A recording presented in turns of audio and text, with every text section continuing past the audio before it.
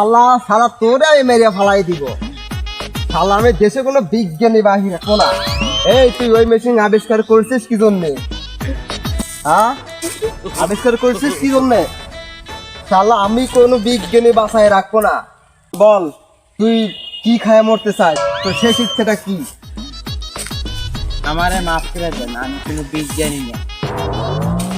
এই শালা তুই বিজ্ঞানী না, তাহলে তুই কি? আমি হলো কবিরাজ। টিয়া পাখিতে হাত দিয়ে গণনা করা আমি শিখি। এর জন্য আমার আইডিয়া হয়ে গেছে, ওই যে মানুষ যা বলে মেশিন তার বিপরীত বলে। এই ভেবে আমি একটা চিন্তা করলাম, আমি একটা মেশিন আবিষ্কার করব, যে মেশিন মানুষ যা বলবে তার বিপরীত উল্টো বলবে মেশিন। ওরে শালা তাই তো কই, মনের কথাই একমাত্র আল্লাহ ছাড়া কেউ জানে না। শালা তুই শালা আল্লাহর সাথে শিরকি করছিস। শালা তোরে তাই মেরে ফেলাবো। শালা তোরেই তো আমি বাসায় জীবনও রাখবো না। আমারে মাফ করে দেন, আমি এই কাজ আর কোনোদিন করবো না ভাই।